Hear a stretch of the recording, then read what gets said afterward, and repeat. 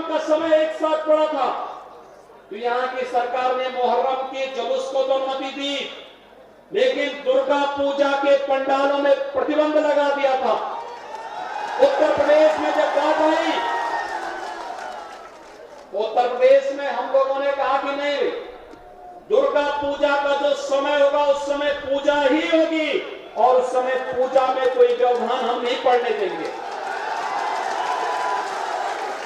और एक भी जगह पूजा के पंडाल नहीं रोके गए थे, लेकिन बंगाल के अंदर बैन किए जाते हैं, पूजा को प्रतिबंधित किया जाता है, भावनाओं के साथ खिलवाड़ किया जाता है, गो तस्करों को प्रश्रय दिया जाता है, उनके समर्थन में सत्ता के यहां पर वक्तव्य आते हैं।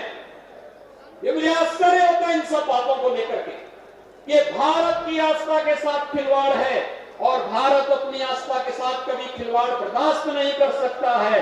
और बंगाल की धरती भारत के सांस्कृतिक राष्ट्रवाद की धरती के रूप में अपनी पहचान बनाई है और बंगाल की धरती का यह संदेश एक बार फिर से पूरे देश के अंदर गूंजना चाहिए कि जो कार्य कभी स्वामी विवेकानंद जी ने कहा था, उन्होंने दुनिया के यानी वैश्विक मंच पर जाकर के बंगाल की धरती का एक युवा सन्यासी बंगाल की धरती से यह आह्वान करता था और उनका जो आह्वान था वह भारत को जागृत करने का आह्वान था।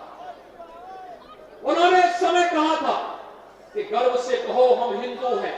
कि स्वामी विवेकानंद का एक वक्तव्य कोई सांप्रदायिकता का प्रतीक तो नहीं था।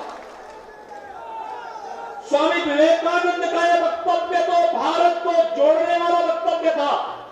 भारत की सनातन संस्कृति को वैश्विक मंच पर स्थापित करने का, वैदिक परंपरा को वैश्विक मंच पर स्थापित करने का एक मंत्र था। स्वामी विवेकानंद इस परंपरा को मैं प्रणाम करता हूं। रामकृष्ण परमहंस की साधना से पवित्र इस धरती में, स्वामी प्रणवानंद की साधना से पवित्र इस धरती में भारत के राष्ट्रवाद को एक नई ऊंचाइयां प्रदान की, जिसने भारत के अंदर देखते ही देखते आजादी के बंधन এবং এনাদের সঙ্গে ইংলিশ বাজারের প্রায় 200 জন ধর্মেন্দ্র এবং গোবিন্দলার মাধ্যমে আজকে ভারতীয় জনতা পার্টিতে যুক্ত হলেন। তাদের সকলকে আমাদের